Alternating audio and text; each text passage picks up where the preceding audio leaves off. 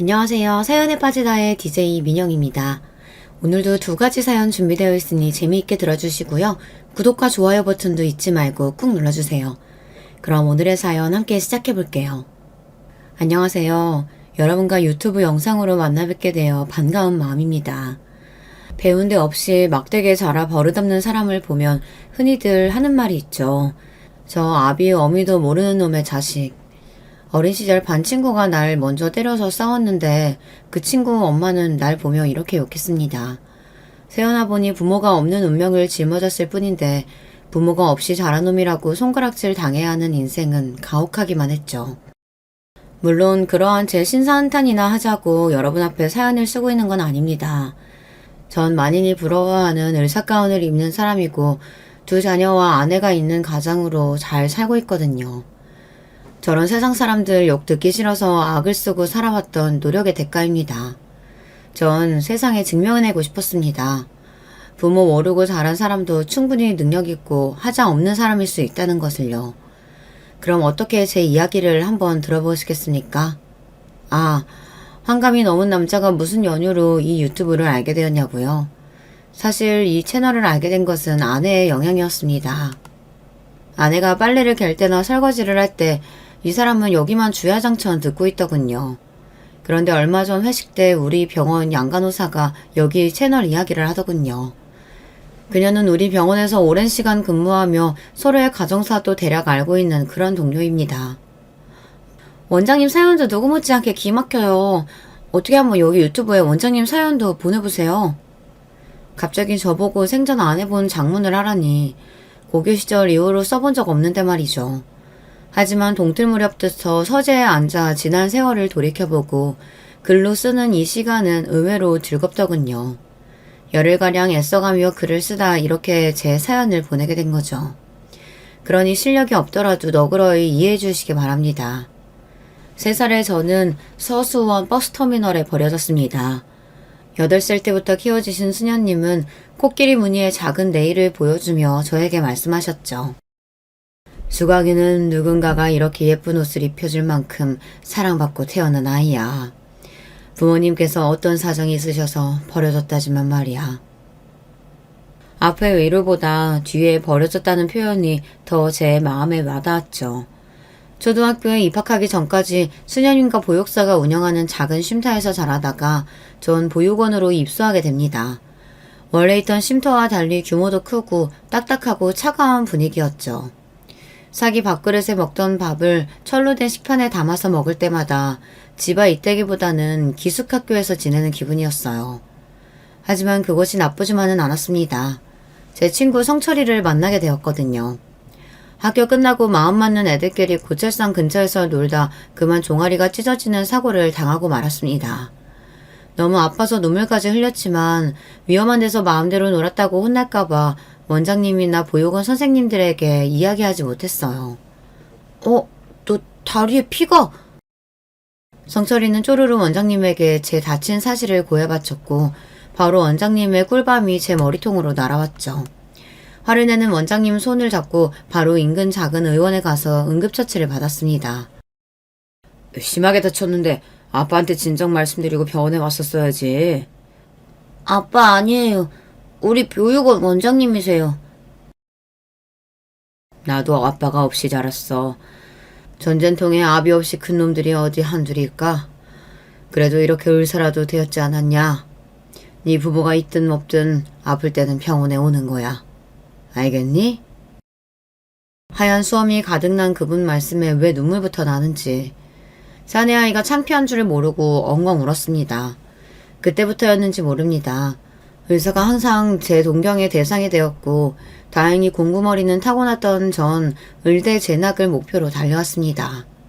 고아라는 이유 하나만으로 누구나 나를 어찌나 색안경을 끼고 보는지 그 시선들은 절 아프게 했습니다. 그렇지만 그 의사 선생님에게 그렇게 오만하고 고압적이던 보육원 원장님도 연신 허리를 굽히며 응대해 주더군요. 출생으로 시작된 모멸감에서 벗어난 길은 오로지 의사로 성공하는 것뿐이다. 그때부터 저에게 꿈이라는 것이 생겼죠. 내 친구 성철이도 공부를 아주 잘하는 녀석이었습니다. 의대가 목표인 저와는 달리 그는 육군 사관학교에 진학할 뜻을 두고 달려왔어요. 요즘 군인은 인기 없는 직업이라지만 우리 때 군인, 그것도 육사 출신 군인하면 출세의 상징이었거든요. 멋들어진 교복을 걸쳐 입고 가슴에 펴 절도 있게 직각 보행하는 육사 생도가 보이면 누구나 돌아보며 눈길을 떼지 못하는 당시 젊은이들에게 선망의 대상이었죠. 운동도 잘하고 친구들에게 리더 역할을 곧잘하던 성철이에게 육사는 아주 잘 어울리는 것 같았습니다. 그렇지만 성철이는 지금도 춥기만 오르면 고등학교 2학년 때의 일을 이야기하곤 합니다. 내가 말이지, 부모 밑에서 안 자랐다고 해도 어디서 끌려본 적이 없는 놈이야. 근데 그때 처음 현실의 벽을 느꼈다. 고1 담임이 불러서 날 조롱까지 하더구라. 넌 근본도 모르는 고하지 않냐? 거기는 이놈아 사돈의 8촌까지 탈탈 털어서 혹시 북계에 연루된 자가 있는지 신원조사까지 해서 입학 허가해주는 대단한 곳이야. 그런데 핏줄도 모르는 고아인 네가 무슨 육사니? 아직도 네가 언감생심 헛꿈 꾸고 있다는 거 모르겠냐? 내가 운동을 못해, 공부를 못해. 그 어떤 놈하고 붙어도 자신이 있었는데 담임의 고아라는 한마디에 아무 대꾸도 못하겠더라. 날 낳아준 얼굴 모르는 부모랑 세상이 원망스러워서 그날 나 처음 술에 입대봤다. 그래서 네가 지금 이렇게 말술이 되었구나. 우리는 함께 보며 웃어댔겠습니다. 그렇지만 절친인 제가 저놈 속을 모르겠습니까? 성철이는 그날 이후 육사를 단념하고 경찰대학으로 진로를 변경했습니다. 경찰에 입문한 뒤 강력계 형사의 길만 걸어온 그는 몇 년 전 총경 직급으로 경찰에 꽂힌 서장까지 됐죠. 불알 두 쪽만 달고 세상에 나온 아이들이 한 녀석은 경찰서장, 그리고 한 녀석은 정형외과 개원을 하고 있으니 이 정도면 꽤 성공한 인생입니다. 전 언제나 같이 밥 먹고 일상을 이야기할 가족이 그리웠는데 제가 레지던트를 하던 시절에 지금의 아내를 만나게 되었죠. 담당하는 병실에 어느 여자 환자분을 간호하느라 매일같이 병원을 오가던 한 아가씨였어요. 그 환자분은 폐렴으로 입원한 70대 노인이셨는데 자기 딸도 아니고 손녀딸이 매일 간호하러 오는 모습에 왠지 눈길이 갔습니다. 물론 또 저희 아내가 곱기도 했지만요. 하루는 그녀가 옥상 휴게실에서 전화하며 심각한 얼굴로 있길래 못 본 척 지나가 주려고 했습니다. 그런데 지나가는 내 팔을 갑자기 확 잡더군요. 왜 그러십니까, 보호자분? 우리 할머니 정말 폐암이에요? 얼마 못 사신다고 들었어요. 안 돼요.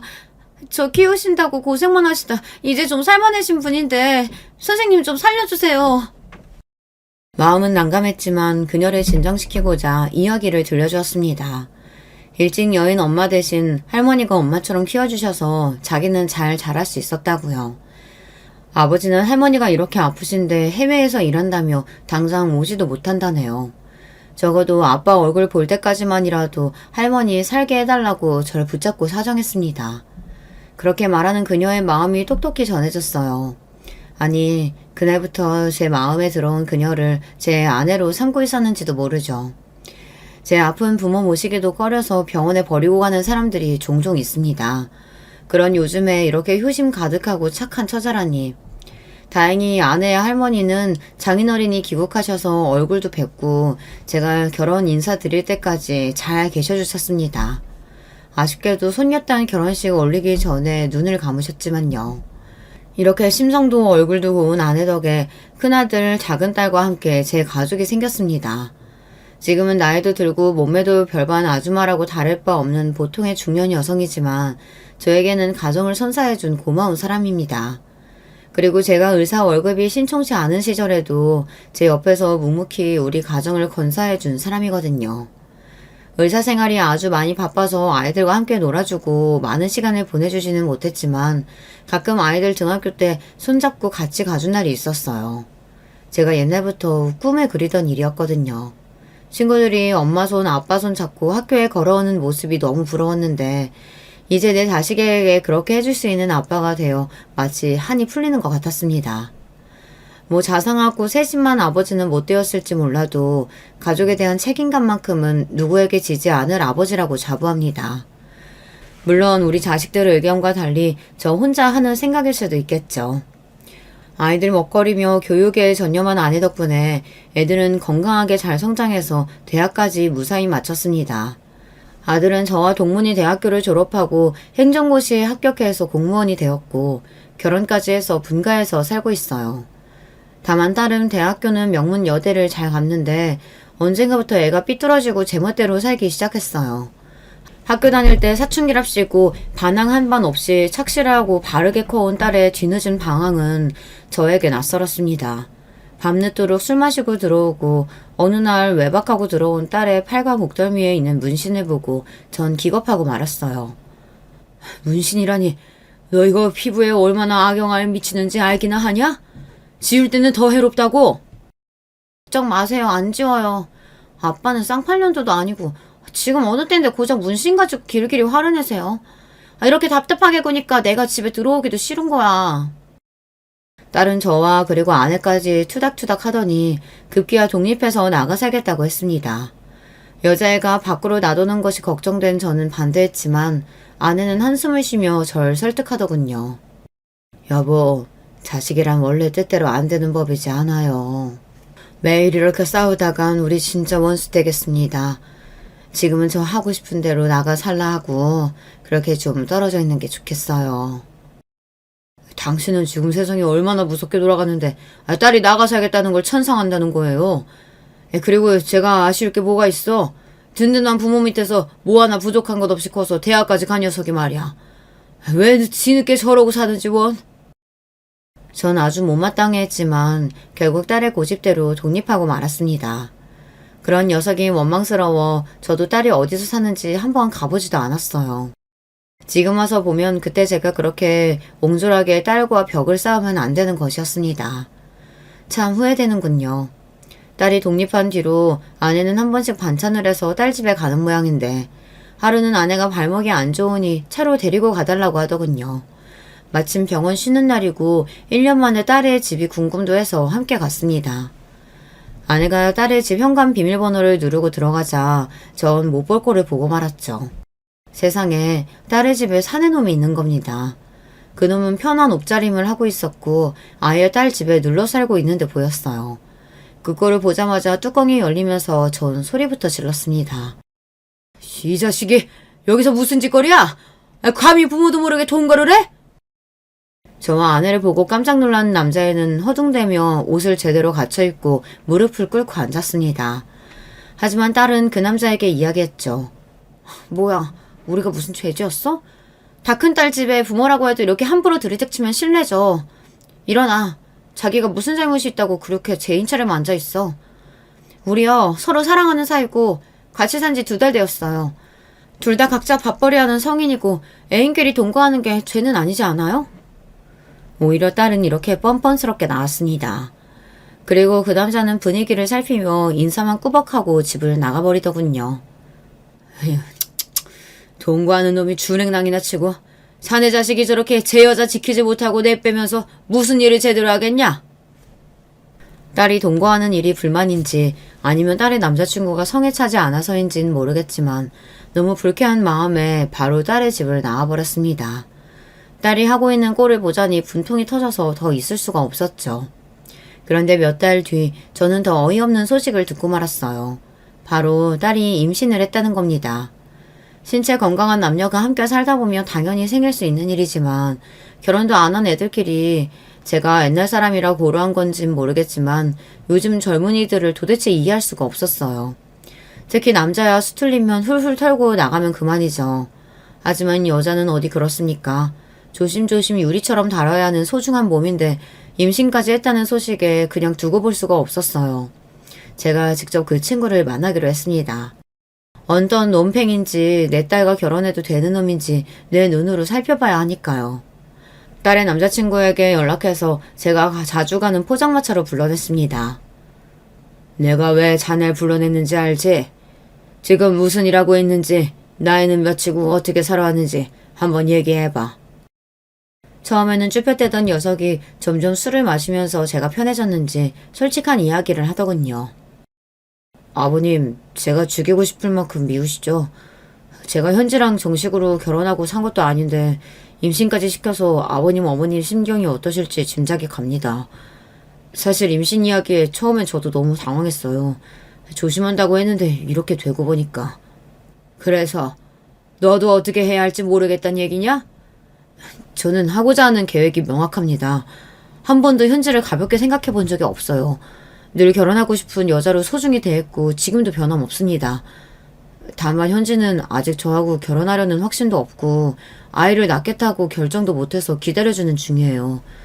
현지가 제 아이 낳도록 아버님께서 설득 좀 해주시겠습니까?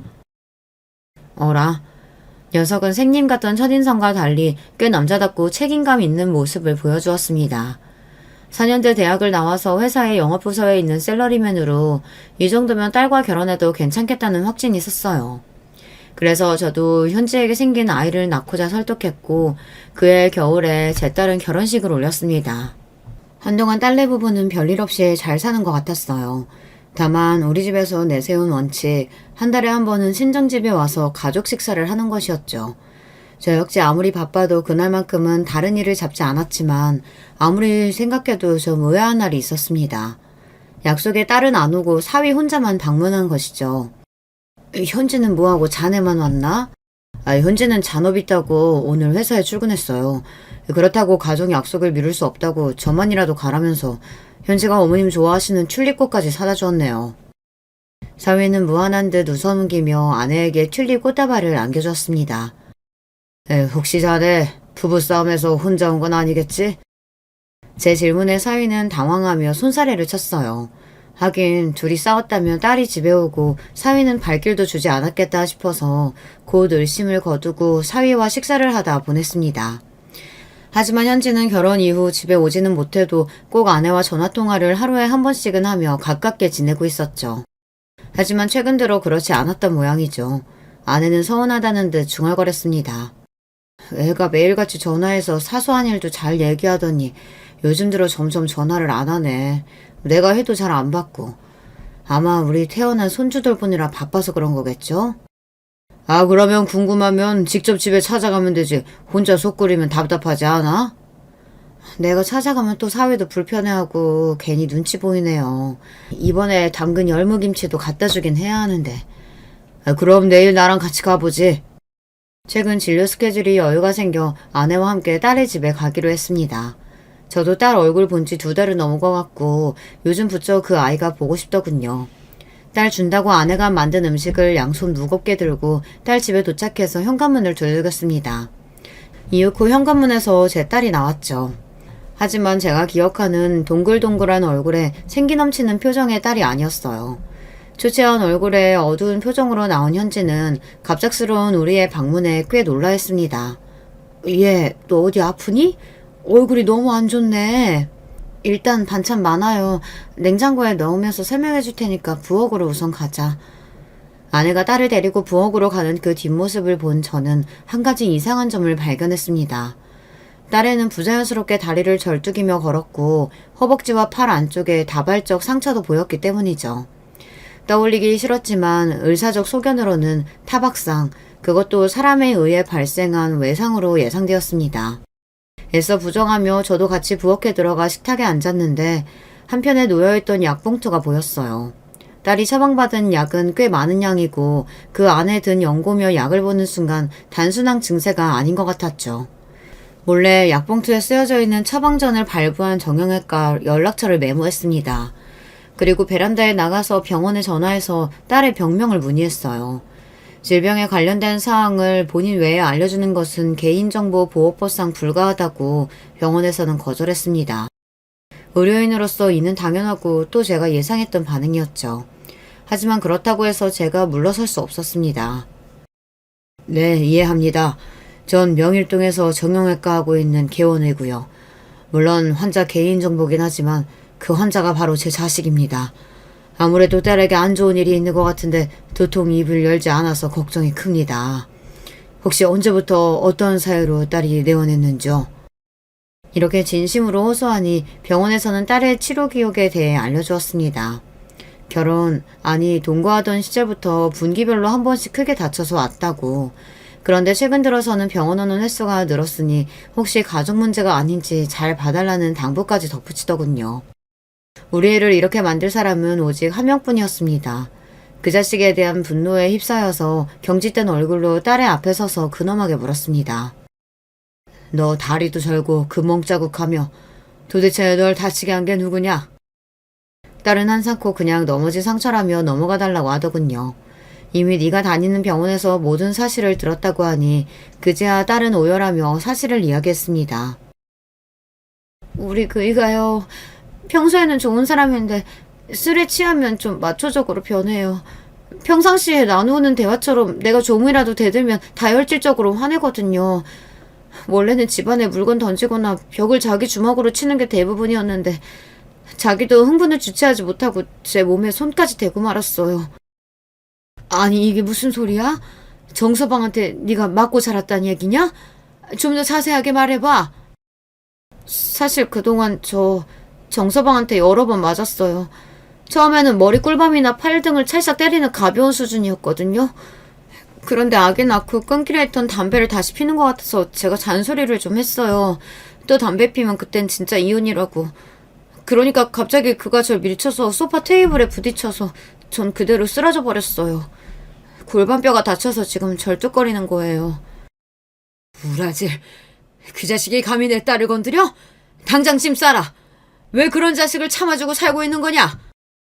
아니에요. 우리 아이는 어쩌고요. 애 때문이라도 저 그 사람이랑 못 헤어져요. 그리고 그 사람 술 마시고 한 번씩 돌 때만 그래요. 평소에는 둘도 없이 자상한 남편이란 말이에요. 진심이냐 너? 정말 그렇게까지 정서방을 사랑해? 급기야 딸은 오열을 넘어서 두 팔을 감싸며 오들오들 떨면서 이야기했어요. 아마도 깊은 두려움에 휩싸인 사람처럼 말이죠. 사랑이 아니에요. 옛날에 사귈 때부터 그 사람이 저한테 많이 집착했어요. 만약 자기를 버리면 식칼 두고 찾아올 거래요. 나, 엄마, 아빠, 그리고 우리 애기까지. 마지막으로 자기도 콱 죽어버릴 거라고 협박을 매일 해요. 그걸 나고 싶지 않으면 도망칠 생각도 하지 말라고. 어디에 말도 하지 말라면서요. 그래서 엄마 아빠한테도 말 못했다고요. 하지만 저 너무너무 무서워요. 이렇게 가정폭력으로 다쳐서 병원에 오는 여자 환자들을 종종 보곤 했지만 설마 내 딸까지 이렇게 살 줄은 꿈에도 몰랐습니다. 그런 사이코 자식이 내 딸 목숨줄을 잡고 있다는 줄도 모르고 아버지라는 사람이 편하게 살고 있었다뇨. 못 가겠다고 버티는 딸을 억지로 끌고 손녀와 함께 우리 집에 데려왔습니다. 그리고 전 아내에게까지 괜히 화를 냈어요. 왜냐하면 정말 돌기 직전에 속상한 기분이었기 때문입니다. 당신은 현지가 이 지경이 되도록 아무것도 모르고 있었던 거야? 도대체 엄마라는 사람이? 사실 나도 알고 있었다고요. 놀랍게도 아내는 이런 말을 하는 겁니다. 현지가 그렇게 살고 있다는 것을 알면서도 아니 왜 도대체 그대로 둔 거지. 전 아내를 이해할 수가 없었어요. 하지만 사내들이란 다 그럴 수 있는 거 아닌가요? 당신도 젊을 때 그렇게 실수로 나한테 손 댔었잖아요. 현지한테도 그랬어요. 너희 아빠도 그런 적 있다고. 그 일만으로 바로 갈라서서 이혼녀 딱지 달고 사느니 정서방 고쳐서 한번 살아보자고. 나라고 맞은 딸한테 그런 얘기까지 해야 하는 심정이 편했던 줄 알아요? 그리고 아내는 더 이상 말을 잇지 못하고 방에 들어갔습니다. 방에서는 아내의 대성통곡하는 소리가 들렸죠. 별 지랄 맞은 게 다 내 딸한테 대물림되는구나. 아이고 내 팔자야. 마치 둔기를 머리로 얻어맞은 기분이었습니다. 혈기왕성하던 시절 아내에게 실수했던 지난날이 떠올랐기 때문이죠. 의사로서 가장으로서 떳떳하다고 자부하는 저도 아내에게 해서는 안 될 짓을 한번 했던 적이 있습니다. 한국 남자라면 회식이나 여러 이유로 유흥업소에 가는 일이 자주 있었죠. 전 다른 남자들과 달리 여자들을 조심하는 편이었습니다. 들이대는 여자들의 유혹도 없지 않았지만 나에게 가정은 남달리 소중했기에 마누라를 배신하는 짓 따위는 하지 않았어요. 하지만 그렇게 철벽치던 저 역시 아내 아닌 다른 여자에게 마음을 빼앗긴 적이 있었습니다. 지금도 부끄럽게 생각하는 그때의 일은 15년도 더 된 이야기죠. 그날은 여름비가 몹시도 퍼붓던 한산한 병원의 오전 시간이었습니다. 한 여환자가 진료실로 들어오는데 언뜻 보기에는 어디 다친 곳이 있어 보이진 않았지만 핏기 없는 얼굴에 어쩐지 심상치 않아 보였어요. 그 여자가 어떻게 된 사연일까 왠지 아주 궁금했어요. 네, 어디가 불편해서 오셨는지요? 아, 저, 아, 다쳤는데 부위가 가슴통 쪽이라 조심스러워서 말하고 숨 쉴 때마다 갈비뼈가 아파요. 진료해보니 갈비뼈에 금이 갔는데 상태가 좀 안 좋았어요. 아무래도 누군가의 폭력이 의심되어 어떻게 다치게 된 건지 자세하게 물어봤죠. 주저하던 그녀는 결국 세 번째 진료에서야 솔직하게 말해주었어요. 남편은 아니고 동거하고 있는 남자가 물건을 던져서 맞는 바람에 이렇게 되었다고요. 그녀는 나보다 10살 어린 여자였습니다. 조카 같은 마음에 잔소리가 좀 나왔어요. 당장 그 남자하고 헤어지세요. 부모님이 귀하게 키운 딸이 이런 취급 당하는 거 아시면 억장이 무너집니다. 저 부모 같은 거 없어요.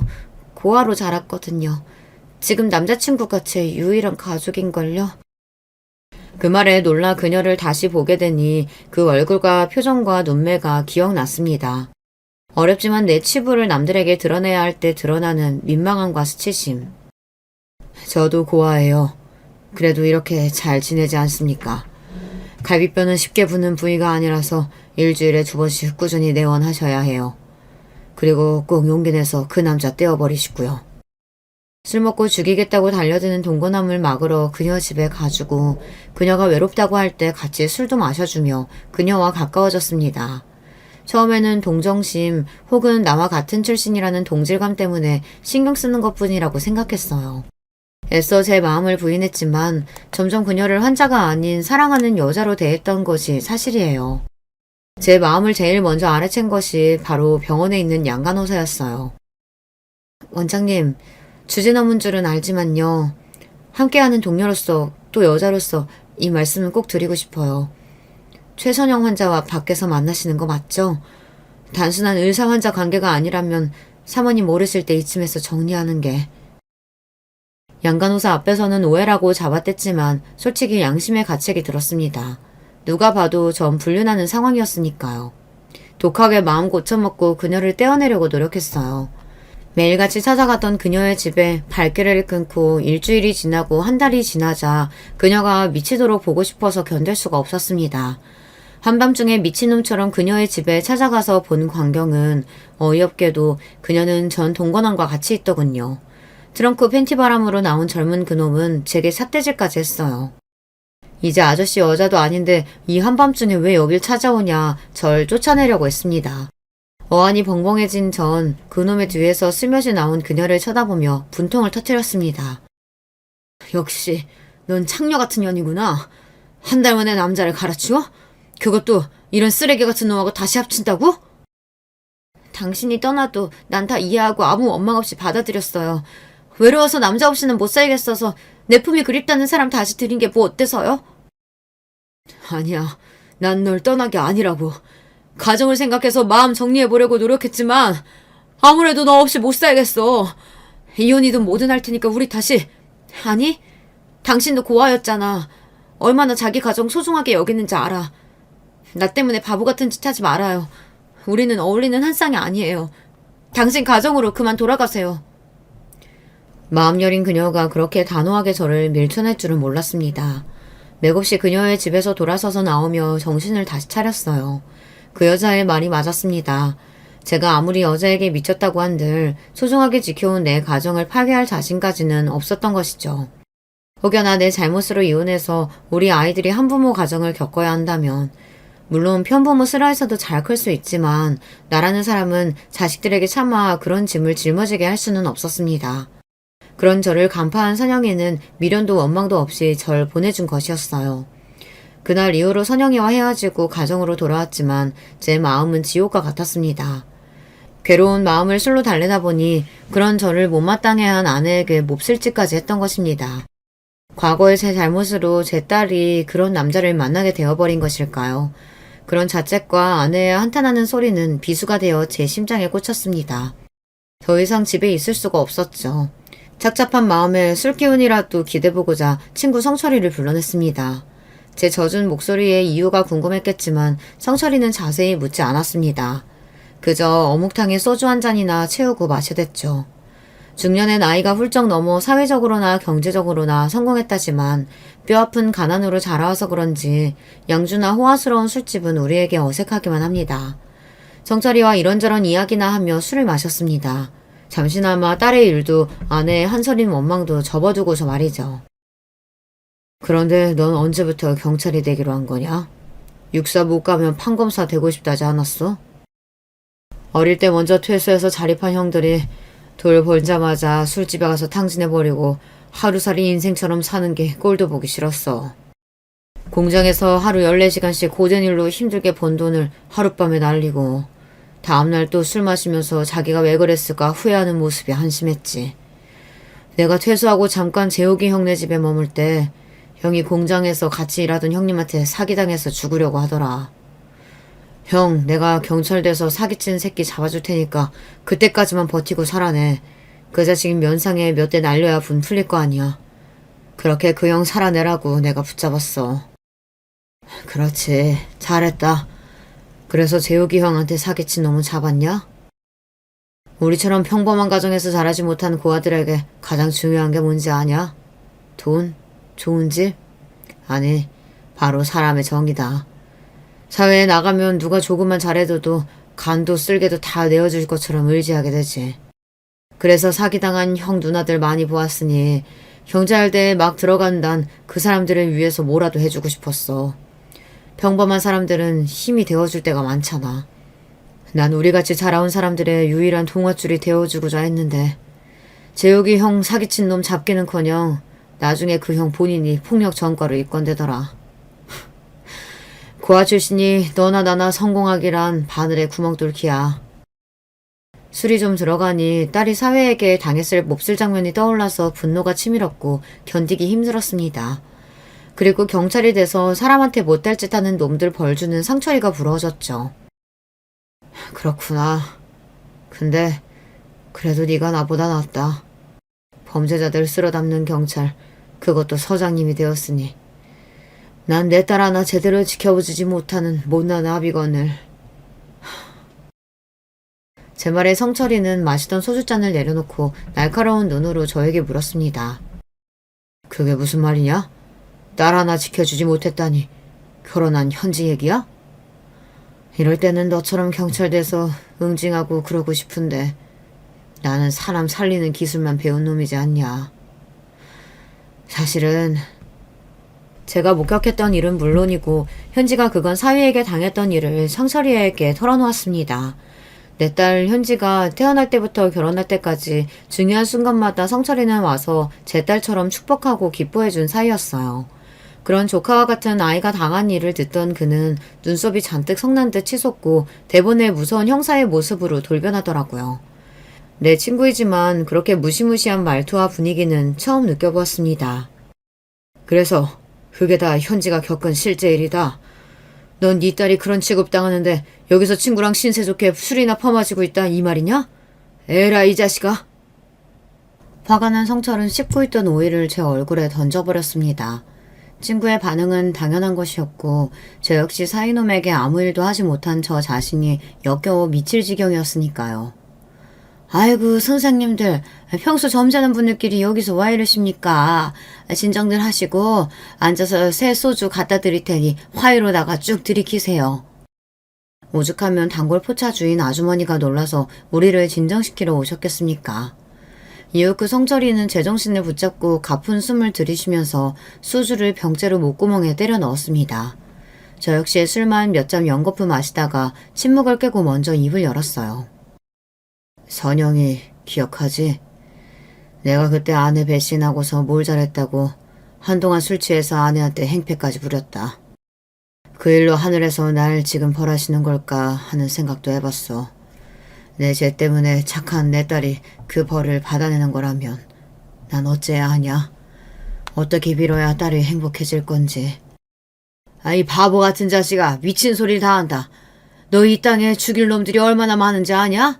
구더기들처럼 아주 드글드글해. 가정폭력으로 경찰서에 신고 들어온 것만 해도 하룻밤에 수백 건은 된다고.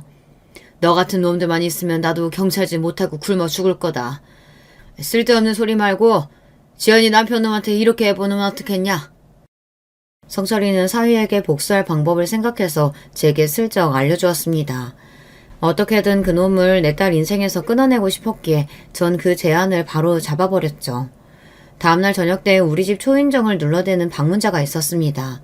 인터폰에는 사위놈의 얼굴이 보이더군요. 너 여기 있는 거 알고 왔으니까 당장 문 열지 못해? 장모님, 집사람과 내 애 보내주세요. 이러다 진짜 큰일 치릅니다. 네? 저녁 7시밖에 안 된 시각에 그 자식은 이미 잔뜩 취해서 우리 집에서 난동을 부리고 있었습니다. 두려워하는 딸과 아내에게 무슨 일이 벌어지더라도 절대 문을 열어주지 말라고 당부하고 혼자 나와 대문을 열고 사위를 대면했죠. 아마 제가 집에 있는지 예상치 못했던 건지 절 본 그는 흠칫 놀라더니 이내 표정이 둘변해서 겁박하기 시작했습니다. 처음 현지랑 동거할 때부터 절 못마땅해 하셨죠? 하지만 난 당신 딸과 결혼해서 새끼까지 낳았어. 아무리 아비라도 이젠 나한테는 현지 앗아가지 못할걸? 법적으로는 내 가족이야. 당장 현지 내보내요. 아니, 현지는 너와 이혼할 거고 넌 내 딸과 손주 털끝만큼도 건들지 못할 거야. 그때 사위의 눈동자는 흰자위가 번뜩대기 시작했고 저를 때리는 듯 손을 머리 위로 번쩍 올렸습니다. 전 방어 자세를 취했고 설령 그 자식에게 맞는다 해도 상관없었습니다. 모든 것을 감수하고 나온 것이었으니까요. 그때였습니다. 누군가가 나타나서 사위의 팔을 뒤로 비틀어 버렸어요. 누구야? 팔 아파 죽겠다고. 좀 놓아보라고.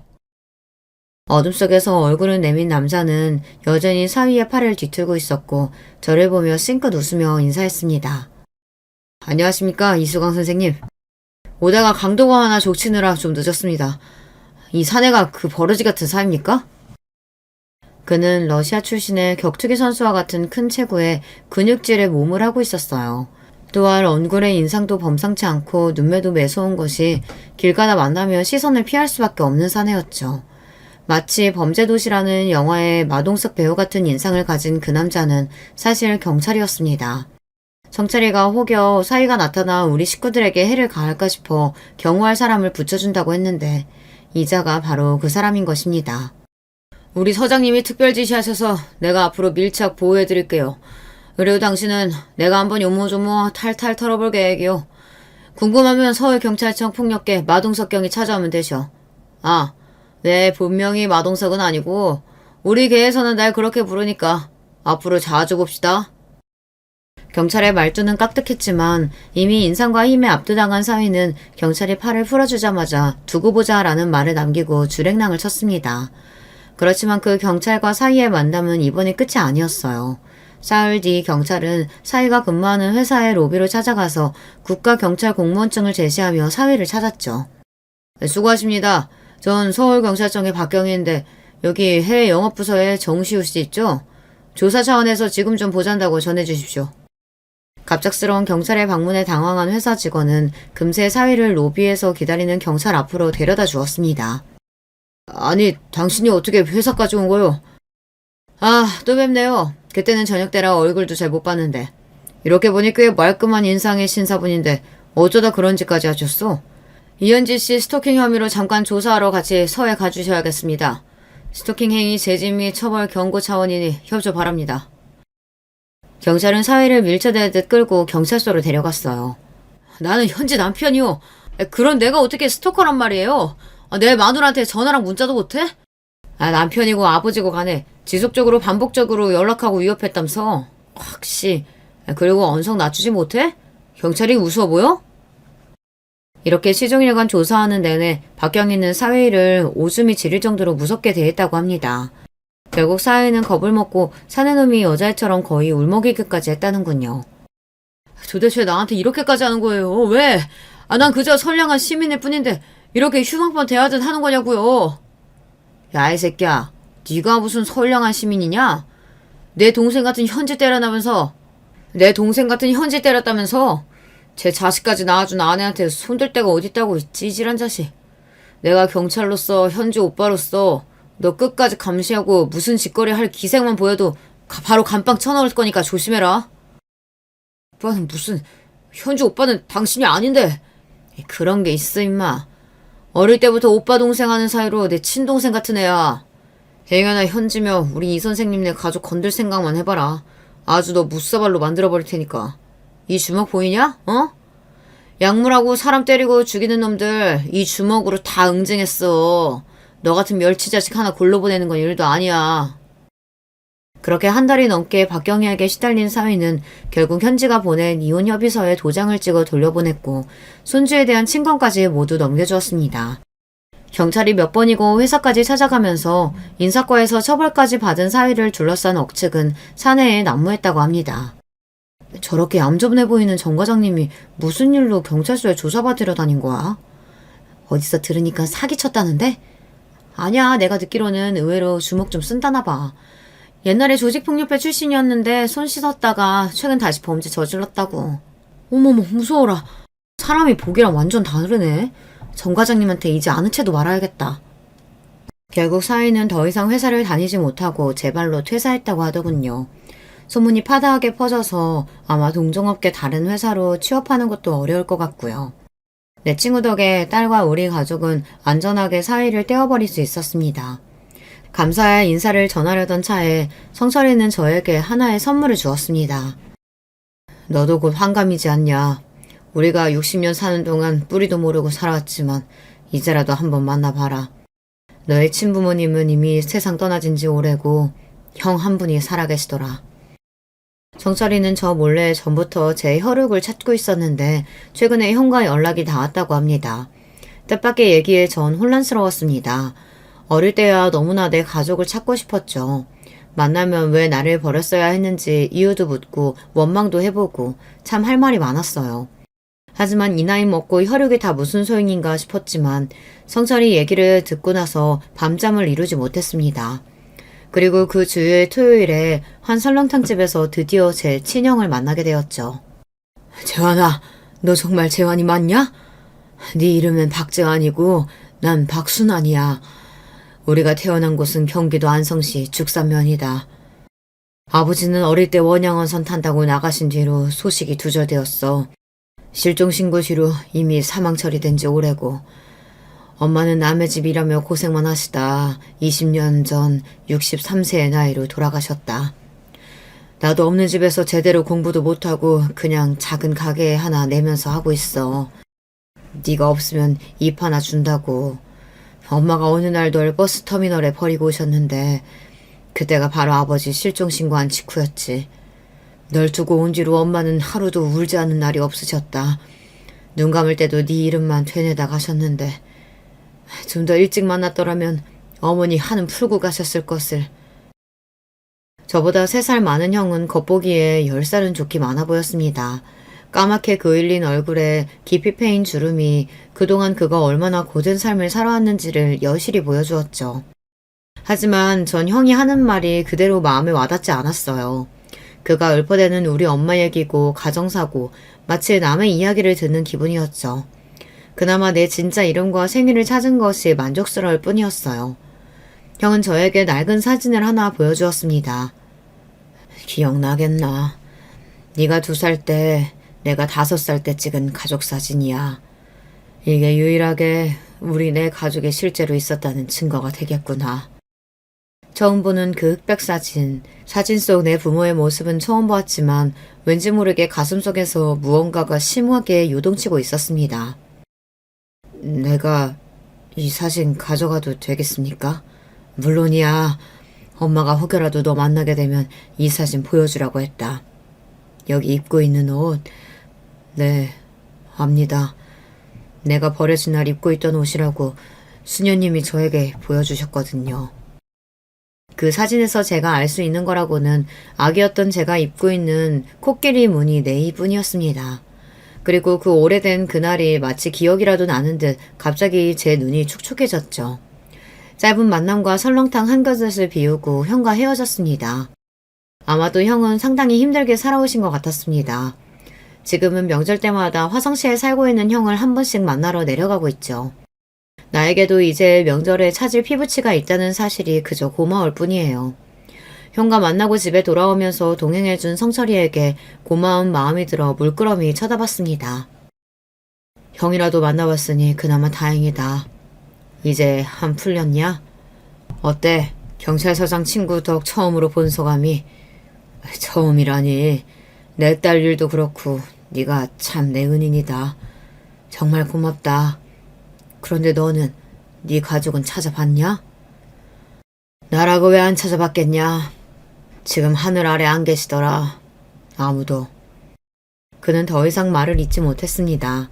이미 자신의 핏줄을 찾아보았지만 나에게조차 말하지 못할 어떤 사연이 있는 것 같아 전 다시 묻지 않았어요. 진짜 가족 만나보고 나면 내가 고아인 이유를 찾을 줄 알았어. 그 이유라도 이해되면 날 버린 엄마를, 가족을 용서할 수 있을 줄 알았는데 용서고 이해 구간에 그냥 마음이 헛헛하기만 하구나. 지금 내 가족들에게 최선을 다하고 싶은 마음뿐이야. 그래, 우리도 벌써 반평생 넘게 살았다. 이제 우리도 은퇴하고 노년으로 접어들겠지. 그러니 이제 그만 털어버리자고. 우리를 한평생 지겹게 따라다닌 고아라는 결핍, 그 하늘 말이야. 친구 녀석의 말이 맞았습니다. 어쩌면 고아라는 꼬리표는 남들이 지어준 게 아니라 제가 끝내 놓지 못하고 있는 것일지도요. 이 나이에 제가 고아라는 것이 무슨 의미겠습니까? 주변에 부모님이 계시던 친구들도 모두 잘 보내드리고 도리어 친구 중 몇 명은 병으로 사고로 세상에서 없어진 마당에 말입니다. 하지만 아직도 성철이랑 고아 시절 이야기를 하고 고아라서 이 악물고 살았던 세월에 대한 연민과 보상 심리가 아직 남아 있었던 것일 것 같아요. 그래서 이젠 모두 털어버리려고 하고 있습니다. 남은 세월 동안 병원 환자들을 열심히 돌보며 내 아내와 건강하게 사이좋게 살아갈 생각입니다. 이혼한 딸은 우리 집에 함께 살고 있는데 돌이 지난 손주놈이 어찌나 귀여운지. 그 녀석 보는 맛에 퇴근도 서두르게 되지 뭡니까? 또 극악무도한 사위놈이 언제 또 내 딸과 손주에게 위협을 가할지 모르니 가족을 지키기 위해서 일찍 집에 들어가는 이유도 있습니다.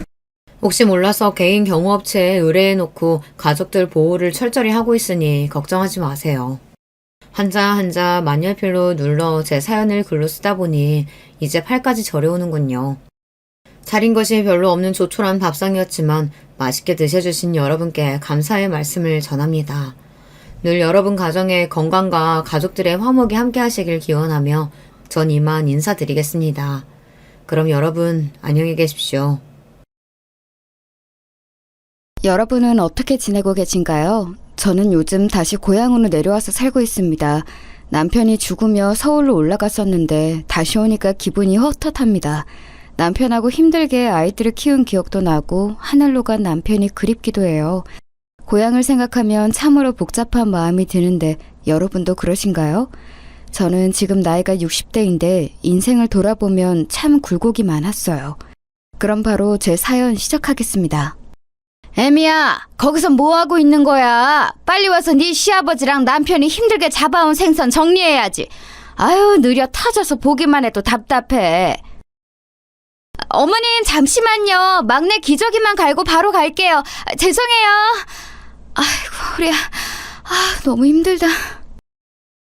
저는 고등학교를 졸업하고 집안 형편이 너무 어려워서 바로 성인이 되자마자 시집을 가게 되었어요. 요즘 시대에는 전혀 그런 일이 없지만 저 때는 할 게 없으면 빨리 결혼하는 게 당연했거든요. 아니, 할 게 있어도 여자들은 결혼이 목표인 사람도 많았죠. 아무튼 찢어지게 가난한 친정은 제 뒷배가 되어주지 못했습니다. 시댁은 3대째 배를 타고 바다로 가서 생선잡이를 하는 집안이었어요. 남편도 시아버지를 따라 바다로 나가 일했었죠. 새벽부터 일어나서 눈도 뜨지 못한 채로 나가는 남편이 안쓰러웠어요. 여보, 아까 보니까 밥도 제대로 못 먹는데 무슨 일 있어? 내가 일하느라 신경을 제대로 쓰지 못해서 미안해. 당신이 챙겨준 도시락으로 오늘도 아버지랑 배에서 맛있게 먹었어. 내가 항상 당신에게 고마운 거 알지? 에이, 아니야. 괜찮아요. 그냥 애들이 말을 안 들어서 힘드니까 그런 거지. 우리 애들이 무려 5남매잖아. 그래도 애들 다 키우면 뿌듯하겠지? 언제 다 클까 싶기도 하고. 그럼 당연하지. 나도 잘할 때는 몰랐는데 다 크니까 형제가 있는 게 그렇게 든든할 수가 없더라. 혼자 집에서 집안일하고 애들 키우느라 당신이 고생이 많아. 항상 고마워. 남편하고 저는 무려 5명의 아이를 낳았습니다. 저 때는 자식을 많이 낳는 것이 당연한 시대였어요. 문제는 남편이 바다에 가서 일하느라 워낙 바빴습니다. 그래서 저는 혼자 집에서 아이를 키우며 집안일을 하느라 정신이 없었어요. 아유, 반찬 이게 뭐니? 너네 친정에서 배운 음식이라곤 이런 멸치볶음, 두부조림 이게 다야? 너 같으면 이런 반찬하고 밥을 먹고 싶겠어? 어머님 입맛에 안 맞으세요? 죄송해요. 제가 신경 쓴다고 썼는데 아직 많이 부족해요. 내일은 더 맛있게 만들게요. 혹시 드시고 싶은 거 있으세요? 있으면 해주려고? 또 소금 잔뜩 넣어서 짜서 못 먹게 하거나 한강물처럼 밍밍해서 아무 맛도 안 나게 할 거잖아. 너는 그래도 시집 온 지 몇 년이 지났는데 아직도 이렇게 서툴러? 죄송해요. 저도 열심히 한다고 한 건데 다음번에는 더 잘할게요.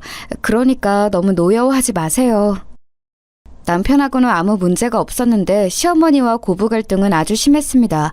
시어머니는 저를 대놓고 싫어하셨어요. 차라리 이유가 있으면 제가 고치기라도 했을 텐데 그런 것도 아니었습니다. 시어머니는 그냥 며느리인 제가 싫으셨던 거예요. 그래서 괜히 꼬투리를 잡아 저를 괴롭혔습니다.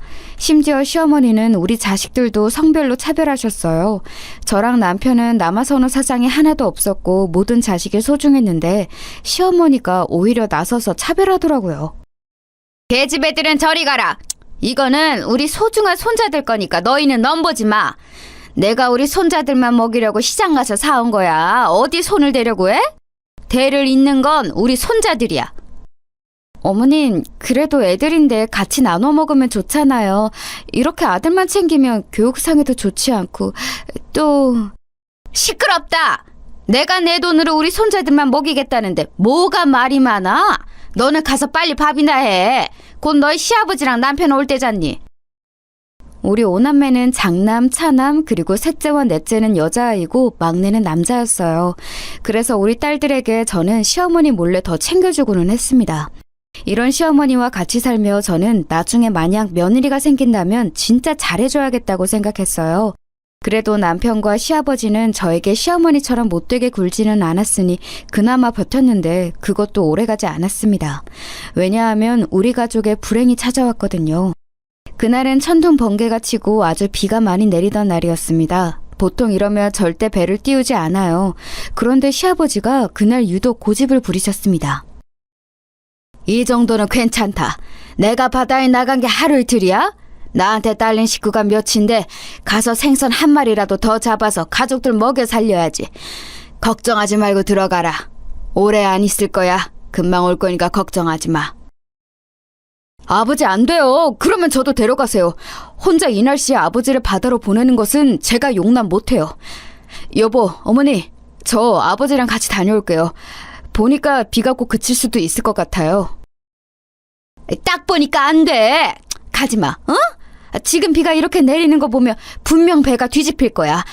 여보, 돌아와. 안 돼. 얘, 넌 뭐 하고 있는 거야? 빨리 네 시아버지랑 남편을 말려야지. 비가 너무 많이 내려 시야 확보도 어려웠는데 시아버지는 굳이 배를 타고 나가셨어요. 그런 시아버지를 혼자 보낼 수 없다고 남편은 따라갔고 시어머니는 말리셨죠. 저는 그날따라 유독 보채는 막내를 달래느라 정신도 없었고 무엇보다 시아버지의 고집을 아는 상태였습니다. 시아버지는 마음먹은 것은 반드시 해야 하는 분이셨거든요. 그래서 말려도 듣지 않는다는 것을 이미 알고 있었습니다. 그렇게 시아버지와 남편을 보내고 저도 당연히 마음이 편치 않았어요. 어떡하지? 비가 도저히 그치질 않네. 이러다 배가 뒤집힐 것 같은데. 저기 박 선장님, 지금 우리 시아버지랑 남편이 바다로 갔는데 돌아오라고 해야지 않을까요? 이 날씨에 배를 타고 바다로 갔다고? 목숨이 두 개야? 무슨 정신으로 그런 거야? 애초에 나가게 하지 말았어야지. 아이고, 그 양반 또 고집 부렸네. 죽고 싶어 환장한 게 아니라면 나가면 안 돼. 어떡하니 어떡해. 그러게 너는 왜 옆에서 보고만 있던 거야? 이러다 내 남편하고 아들 죽으면 다 너 때문이야. 알겠어? 하여간 도움이 안 돼. 아이고, 아줌마, 왜 그걸 며느리 탓을 해요? 본인들이 배 띄어서 나간 건데. 아무튼 일단 기다려 봅시다. 이러다 멀쩡하게 돌아올 수도 있어요. 워낙 배를 다루는데 선수니까 뭐.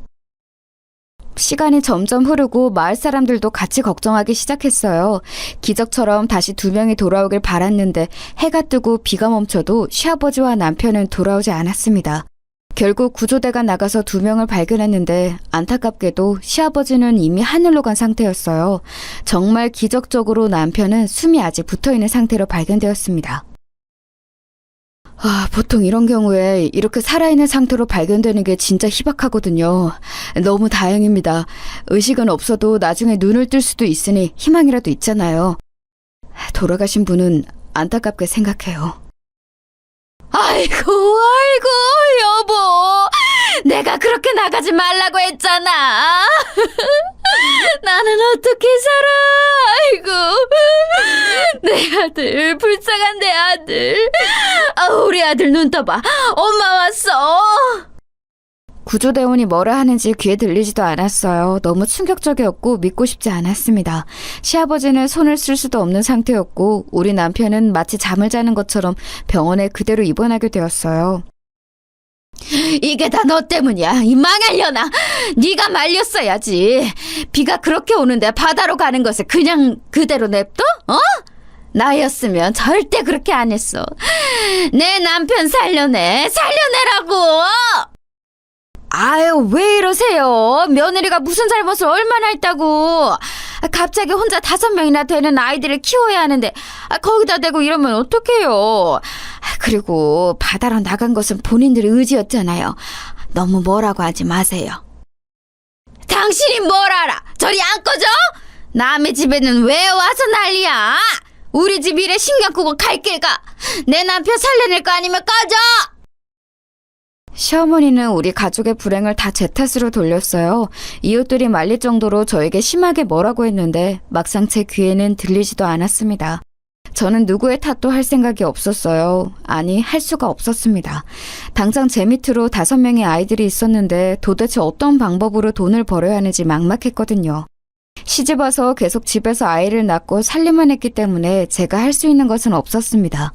거기가 바닷가라 대부분이 수산업에 종사했는데 배를 타고 바다로 가는 법도 몰랐거든요. 그리고 알았다고 해도 우리 아이들이 그때 죄다 어렸어요.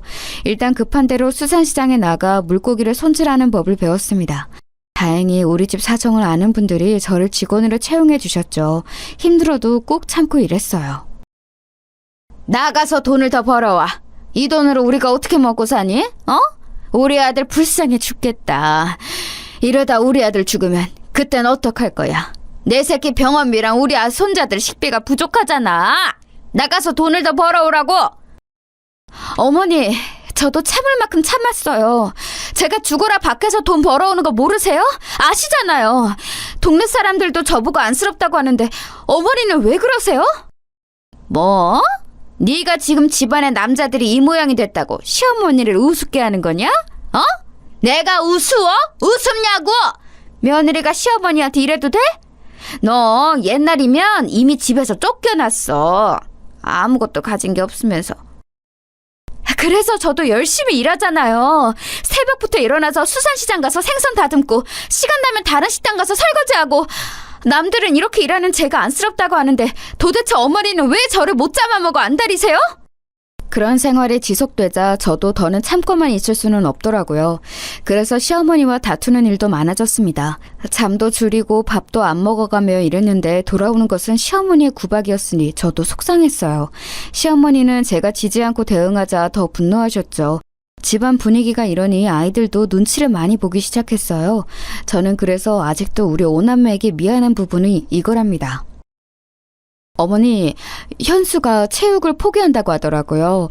저한테 여전히 야구가 좋지만 집안 사정상 더 지속할 수는 없다고 하던데 제가 봤을 때 우리 현수 운동에 재능 많아요. 이대로 시기 놓치면 평생 후회할 것 같습니다. 저도 우리 장남이 야구에 재능이 아주 많다는 것은 알아요. 그런데 선생님도 아시잖아요. 우리 집이 지금 사정이 너무 안 좋아요. 애들 학비도 겨우 내고 밥도 겨우 먹이고 있어요. 아니, 밥도 가끔은 돈이 없어서 고구마로 대체해요. 이 상황에서 어떻게 야구를 시키겠어요. 그렇죠. 현수 본인도 그걸 아니까 자기가 스스로 그만하겠다고 하더라고요. 저는 그냥 아쉬워서 한 말이에요. 워낙 유망주라 서울에서도 현수 하나 보려고 많이 내려오고 하니까요. 말씀하신 것은 잘 알겠습니다. 제가 제일 속상했던 점은 바로 장남이었어요. 장남은 어렸을 때부터 유난히 운동을 매우 잘했거든요. 특히 야구에 소질이 있는 아이라 학교 체육 선생님의 재능을 알아보고 밀어주었습니다. 그런데 주변에 운동하는 사람이 있으면 아실 텐데 운동도 돈이 있어야 가능한 종목이거든요. 장비도 그렇고 훈련비도 그렇고 우리 집 상황상 절대 운동을 시키질 못했어요. 현수야, 엄마가 너무 미안해. 우리 아들 그렇게 좋아하고 잘하는 것도 못 시켜주고 네 아빠 병원비가 너무 많이 들어서 엄마가 도저히 아무리 이래도 우리 아들 운동을 지원 못해줘. 엄마 괜찮아. 이런 상황에서 내가 계속 야구를 하겠다고 하는 것은 내 욕심이잖아. 나는 그냥 빨리 학교 졸업해서 우리 동생들 키우는 게 내 목표야. 아빠 병원비도 내가 벌어서 낼게. 빨리 어른이 되었으면 좋겠어. 그래야 엄마를 도울 수 있잖아. 내가 이 세상에서 지금 믿을 수 있는 것은 바로 너 하나야. 엄마가 너무 미안하고 고맙다. 남들은 장남에게 모든 것을 쏘아붙던데 엄마는 오히려 너를 제일 못 챙기고 있네. 아들 고맙고 미안하다. 사람이 사정이 다 다르잖아. 그러니까 엄마는 나한테 미안해하지 마. 내가 얼른 졸업해서 우리 엄마 더 일 안 하게 노력할게. 동생들도 내가 책임질 거야. 알겠지? 본인이 그렇게 좋아하고 잘하던 것을 상황 때문에 포기했지만 장남은 오히려 저를 위로했어요. 흔히 말하는 아픈 손가락 아시죠? 저한테 장남은 아픈 손가락이었습니다. 이런 장남은 실제로 고등학교를 졸업하고 바로 인근에 있는 공장에 취업했어요. 집에도 들어오지 않고 일부러 잔업까지 하며 돈을 벌어 동생들 뒷바라지를 했습니다. 엄마, 이번 달 월급이야. 이걸로 동생들 학비 내고 부족한 거 없게 해줘. 그리고 아빠 병원비도 내가 병원에 가서 어느 정도 갚았어. 혹시 나 몰래 돈 빌린 거 있어? 그런 거 있으면 말해. 현수야, 엄마가 너무 고맙다. 확실히 네가 돈을 벌기 시작하면서 우리 집 형편이 많이 나아졌어. 엄마도 이제 잠자는 시간이 늘었거든. 만약 네가 없었다면 엄마는 동생들을 데리고 길거리에서 살았어야 해. 나도 내가 성인이 되어 돈을 벌 수 있어서 얼마나 좋은지 몰라. 엄마가 나 때문에 부담이 덜 된다니까 너무 기쁘다. 아, 엄마, 할머니는 어떻게 할 거야? 동네 사람들이 할머니 노망 논 거 아니냐고 말이 많아. 장남이 성인이 되어 돈을 버니까 확실히 경제적으로 부담이 덜 됐어요. 동생들을 위해 본인 몸을 희생하며 돈을 버는 장남을 보며 마음이 아프면서도 참 대견했습니다. 하지만 제 인생은 도대체 왜 이렇게 험난할까요? 이제 겨우 숨통이 트이나 싶었더니 시어머니가 말 그대로 노망이 났습니다. 내 남편, 저기요, 우리 남편 못 봤어요? 우리 남편은 바다로 갔나? 아닌가? 죽은 거 아니야. 우리 남편은 안 죽었어. 뭘 봐? 뭘 보냐고? 시어머니는 말도 안 되는 헛소리를 마구하며 동네를 돌아다녔어요. 워낙 좁은 동네라 서로가 아는 사이였는데 주민들은 우리 집에 와서 저에게 뭐라 하기 시작했습니다. 아니, 그쪽 집 사정 안타까운 건 나도 알지. 그런데 할머니 단속을 좀 했으면 좋겠어요. 내가 우리 집 앞을 무서워서 못 다니겠다니까. 저렇게 허공을 보면서 막 혼자 웃고 우는데 무서워 죽겠어. 나도 무서워서 왔어요. 아니, 혼자 저러면 누가 뭐라고 하나? 왜 지나가는 사람들한테 시비를 걸어? 심지어 아이들한테도 그러더라고. 우리 아들한테는 갑자기 본인 아들이라고 병원에 있는 사람이 내 아들이래. 말이 돼? 그러셨구나. 죄송해요. 제가 우리 할머니 단속 열심히 할게요. 그러니까 우리 집은 그만 찾아오세요. 우리 동생들도 그렇고 어머니도 곤란해하잖아요. 아주머니들 제가 대신 사과할게요. 그러니까 화 푸시고 집에 가셔요. 네? 주민들이 화가 나서 집에 오면 그걸 달래는 것도 우리 장남이었어요. 자라면서 그런 장남에게 제가 얼마나 심적으로 의지했는지 모릅니다. 시어머니는 결국 치매 판정을 받았고 우리 집에는 환자가 2명이나 생기게 되었습니다.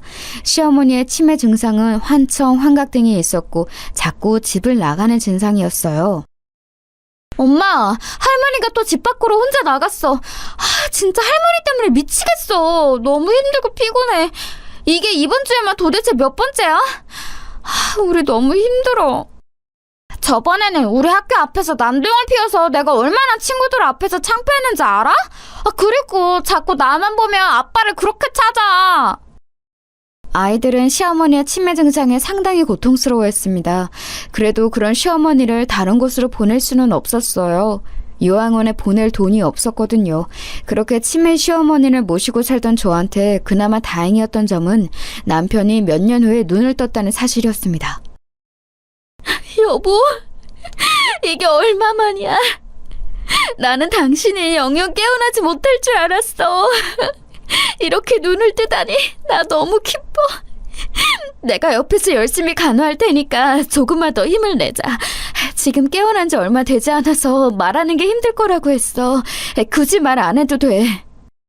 남편이 의식이 들자 옆에서 간호할 사람이 필요했어요. 집 안에는 치매 환자가 있었고 병원에는 이렇게 수발들 사람이 필요했죠. 몸이 하나여도 모자랐던 시절이랍니다. 남편의 몸이 완전히 회복될 때까지 저는 거의 병원에서 지냈어요. 그래서 치매 시어머니를 돌보는 일은 장남이 거의 도맡아서 했습니다. 나머지 아이들은 시어머니를 감당하는 것을 힘들어했거든요. 현수야, 미안하다. 엄마가 아빠 간호하느라 집에 신경을 못 쓰네. 일하느라 바쁜데 이렇게 할머니랑 동생들까지 돌보고. 엄마는 너한테 왜 이렇게 미안한 일만 생기는 걸까? 우리 아들 고맙고 미안하다. 엄마, 힘들 때일수록 뭉쳐야 하는 게 바로 가족이야. 그러니까 나한테 미안하다는 말은 그만해. 나는 진짜로 우리 가족을 위해서라면 전혀 힘들지 않아. 오히려 우리 동생들이 나를 믿고 의지했으면 좋겠어. 저한테 유일한 버팀목은 우리 장남이었어요. 이런 생활이 지속되면서 다른 자식들은 대학도 가고 본인 하고 싶은 일들을 하며 자기 살 길을 찾아갔습니다. 누구 하나 탈선하지 않고 잘 자라주어 고마웠어요. 그러면서 본인을 희생하며 동생들에게 자기 인생을 바친 장남에게 미안한 마음은 더 커지게 되었습니다. 내가 형보다 먼저 결혼해도 진짜 괜찮아? 형, 혹시 만나는 여자 있으면 먼저 결혼해도 돼. 평생 성인이 되자마자 우리 책임지느라 그동안 고생 많았어. 이제 형도 형 인생 살아야지.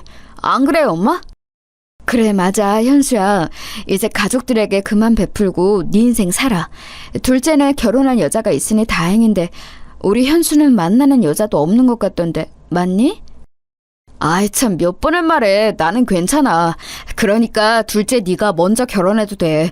그리고 내가 그동안 모은 돈으로 집도 얻어서 살아.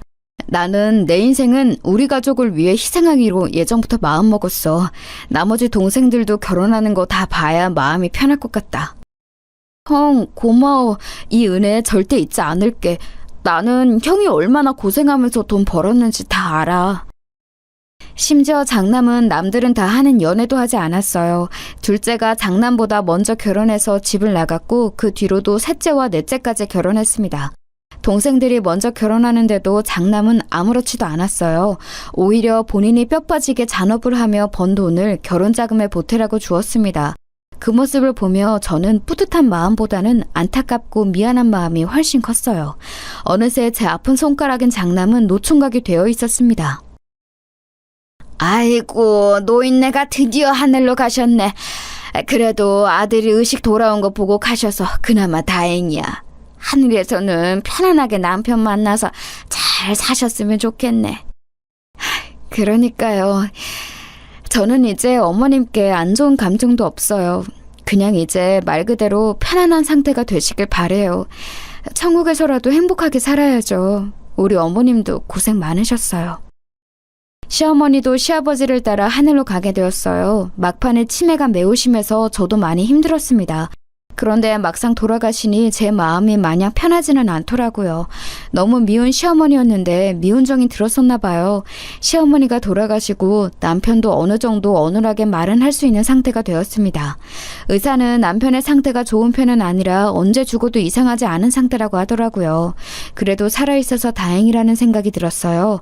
이렇게 힘든 인생이어도 버티면서 살고 있었는데 한 가지 좋은 소식이 들려왔습니다. 엄마, 나 만나는 여자 생겼어. 큰 문제가 없다면 아마 이 여자와 결혼할 것 같아. 우리 근처의 도시에 사는 여잔데 내가 일하면서 왔다 갔다 하다 만나게 됐어. 어리지만 예쁘고 친절해서 이런 사람이라면 결혼하고 싶더라. 뭐? 아, 세상에, 우리 첫째 아들이 드디어 결혼한다고? 이게 무슨 일이야. 엄마는 이제 죽어도 여한이 없어. 우리 장남의 결혼이 내 인생의 고민이었는데 어머, 웬일이니? 장남이 드디어 결혼할 여자를 찾았다는 거였어요. 얼마 지나지 않아 장남은 며느리가 될 여자를 집으로 데려왔습니다. 저는 시어머니에게 시집살이를 심하게 당했다고 했잖아요. 그래서 우리 며느리들이 심기를 건드리는 것을 매우 싫어했어요. 오히려 우리 딸들보다 며느리들에게 더 잘해줄 정도였습니다. 첫째 며느리가 집에 인사 온다길래 며칠 전부터 요리에 신경을 썼어요. 다른 자식도 물론 소중하지만 장남은 저에게 의미가 아주 특별했으니까요. 어머, 어머님, 이게 다 뭐예요? 제가 해산물 좋아하는 것은 어떻게 하시고 이렇게 준비해 주셨어요? 저 진짜 갈치조림은 밥 2공기도 먹어요. 세상에, 제가 다 좋아하는 것들이네요. 그러니? 다행이다. 내가 우리 장남에게 며느리 될 사람이 해산물을 좋아한다는 소리를 듣고 며칠 전부터 준비한 거야. 입맛에 맞았으면 좋겠네. 만약 입맛에 안 맞으면 미안하다. 다음에는 더 맛있게 해줄게. 첫째 며느리의 첫인상은 아주 좋았습니다. 어찌나 살가운지 우리 장남이 여자 하나는 잘 골랐다 싶었어요. 다른 며느리들은 착하고 선했는데 동시에 성격이 내성적이라 조용했거든요. 그런 며느리들이 싫었던 것은 절대 아닌데 아무래도 밝은 성격의 며느리가, 그것도 첫째 며느리가 좋았습니다. 현수야, 엄마가 네 결혼에 많은 돈을 못 줘서 미안해. 너는 동생들한테 그동안 모은 돈을 결혼 자금으로 줬는데 오히려 너는 가져가는 돈이 없네. 내가 진짜 너한테는 면목이 없다. 에이, 엄마, 내가 뭐 그런 거 바라고 애들 뒷바라지 했어? 아닌 거 알잖아. 애초에 나는 그 돈을 돌려받거나 나도 똑같이 받아야 한다는 생각 자체가 없었어. 그러니까 신경 쓰지 마. 너무 슬펐던 점은 장남은 일하면서 모은 돈을 다 동생들 결혼 자금으로 주었는데 저는 장남에게 줄 돈이 없다는 거였습니다. 장남에겐 평생 미안한 마음뿐이었죠. 그래서 첫째 며느리에게 더 잘하려고 애썼던 것도 있어요. 형님은 매번 시댁에 오면 하는 것도 없이 저렇게 혼자 앉아있어요.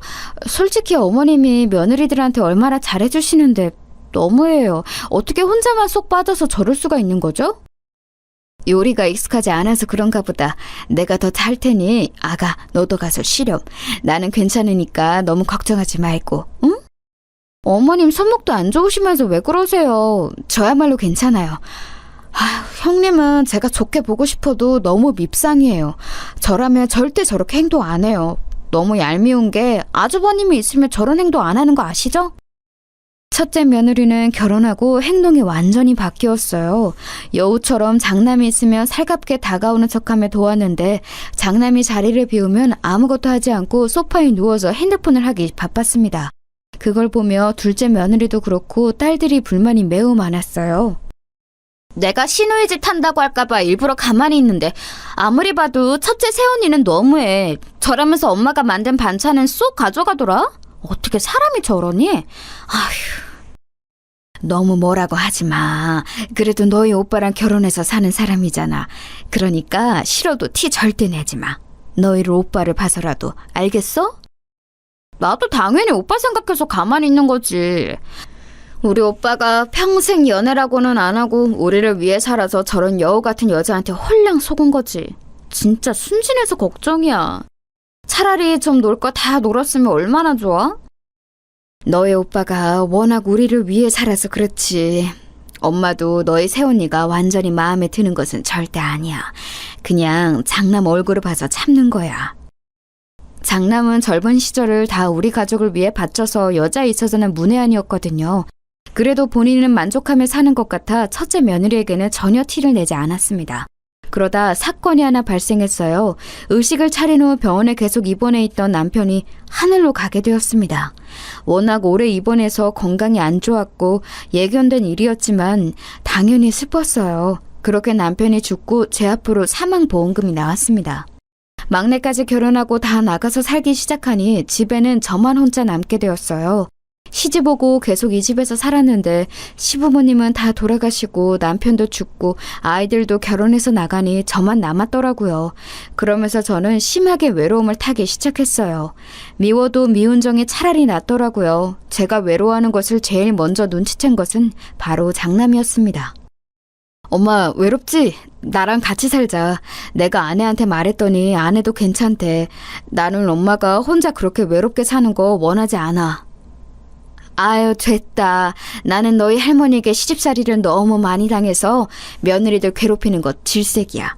내가 너희 집에 가면 며느리가 얼마나 괴롭겠어. 내가 그래서 아내한테 말했더니 아내가 오히려 그럼 이 집 팔고 돈 합쳐서 같이 살자고 하던데?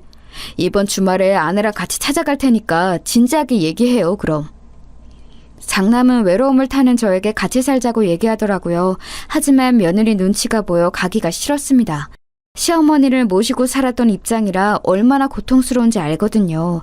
그런데 며느리는 장남과 찾아와서 저에게 같이 살자고 오히려 저를 설득했습니다. 저는 진짜 어머님하고 같이 사는 거 좋아요.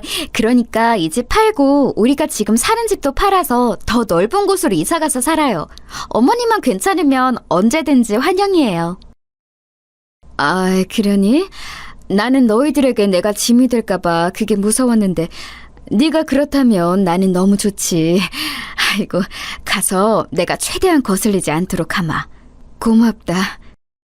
며느리의 설득에 저는 남편의 사망보험금과 집을 팔고 남은 돈, 그리고 제 비상금까지 수중에 있는 모든 돈을 다 합쳤어요.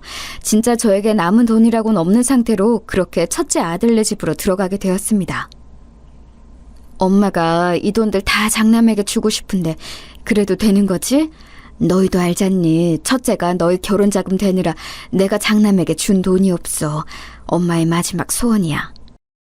엄마, 당연하죠. 게다가 지금 엄마까지 모시고 산다는데 당연히 그 돈은 형을 주는 게 맞지. 우리는 아무 불만이 없어요. 여기서 싫다고 하면 안 되는 거지. 맞아. 형이 우리 키우느라 얼마나 고생했는지 아는데 누가 여기서 싫다고 그래? 오히려 우리가 형한테 갚아야 하는데 그럴 수가 없어서 속상하지.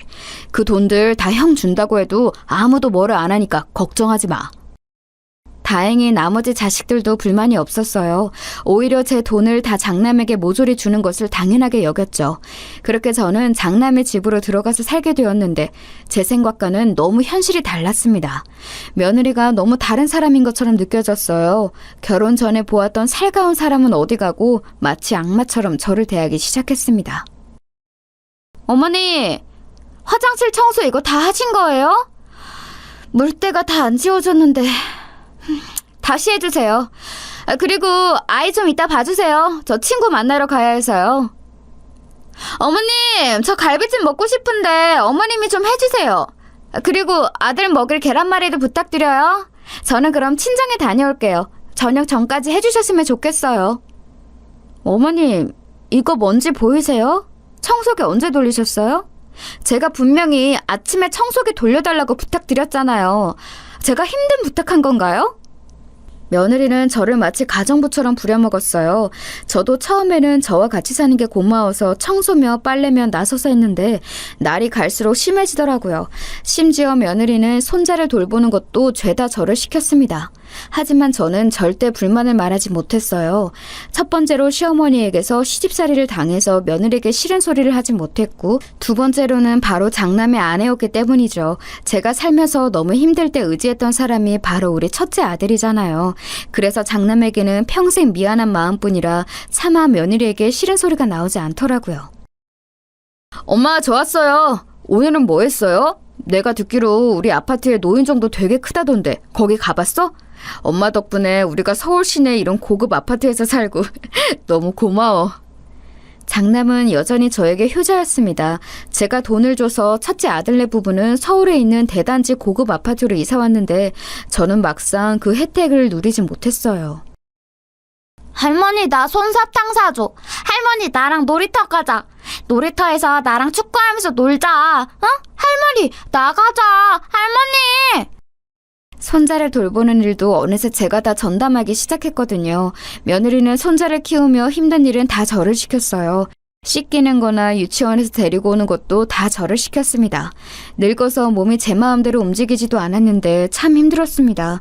그래서 절대 며느리에게는 티를 내지 않았지만 딸들에게는 힘들다고 조금 언급했는데 이게 또 사건이 발생했어요. 새언니, 제가 진짜 이런 말은 안 하려고 했는데요. 오해하지 말고 들어주세요. 새언니가 그래도 이런 아파트에서 부자처럼 사는 거 다 우리 엄마가 지원해줘서 가능한 거잖아요. 그런데 엄마한테 너무 조카를 봐달라고 하고 청소까지 시키는 거 조금 너무한 것 같아요. 다른 거는 몰라도 청소나 빨래는 언니가 할 수 있지 않나요? 어머. 지금 오해가 있는 것 같아요. 제가 언제 어머님을 강제로 시켰나요? 저는 절대 그런 적이 없어요. 어머니가 말씀해 주세요. 제가 어머님께 억지로 시켰어요? 아유, 억지로 시킨 적은 없지. 아유, 아니다. 그만하자. 내가 미안하다.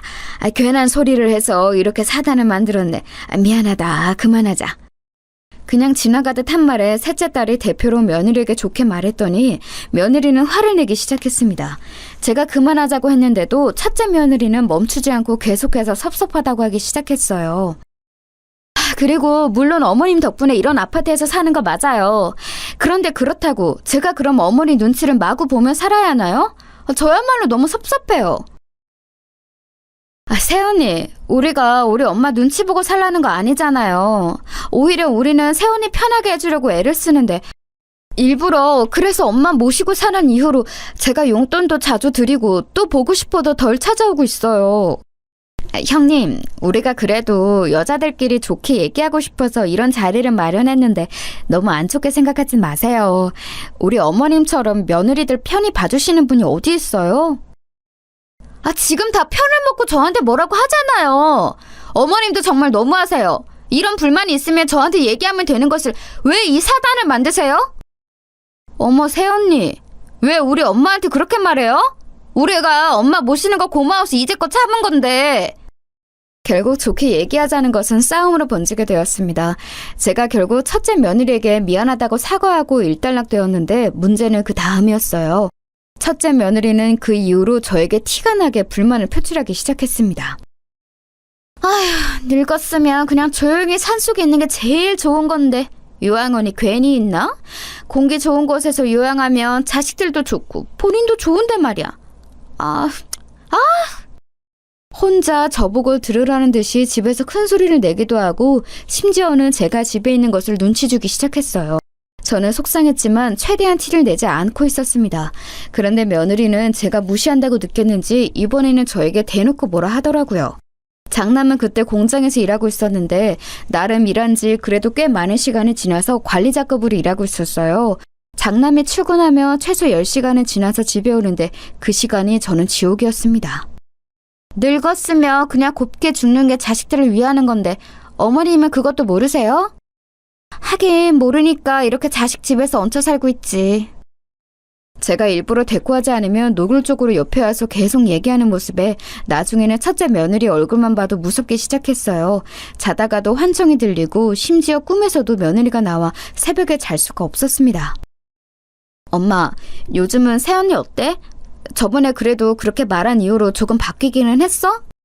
나는 첫째 새언니 집에서 엄마가 같이 사는 게 왜 이렇게 불안한지 모르겠어. 괜찮아. 요즘 그래도 그때 이후로 나한테 잘해주더라. 그러니까 너는 걱정 말고 특히 첫째 새언니한테 아무 말도 하지 마. 알겠지? 엄마는 괜찮아. 괜히 자식들에게 티를 냈다가 저번처럼 크게 싸움이 날까 두려워서 그러지도 못했습니다. 그냥 저만 참으면 될 일이라고 생각했어요. 그러다가 사건이 하나 더 터지게 되었습니다. 제가 그날 손자를 데리고 갔다가 그만 발을 헛디뎌서 넘어지게 되었어요. 손자를 안고 넘어져서 다행히 손자는 다치지 않았습니다. 엄마, 이게 무슨 일이야? 괜찮아? 아유, 안 그래도 몸도 안 좋으면서 왜 손자를 데리러 갔어? 아이고, 속상해라. 내가 일하다 놀라서 바로 뛰어왔어. 의사가 뭐래? 엄마는 괜찮아. 다행히 우리 손자도 다친 곳이 없다더라. 나는 깁스만 조금 하고 있으면 될 것 같대. 무슨 입원이나 수술 같은 건 필요 없다니까 다행이지. 그냥 집에서 조용히 누워있으면 된대. 정말 다행히 크게 다친 곳은 전혀 없었는데 문제는 제 깁스였어요. 깁스를 하니 집 밖으로 나가질 못하고 가만히 누워있어야 했거든요. 이때부터 오늘 사연의 절정이 시작되었습니다. 크게 다치지는 않았어도 왼쪽 발목과 오른쪽 무릎 그리고 골반뼈가 조금 아파서 한동안 저는 자리에서 움직일 수가 없었어요.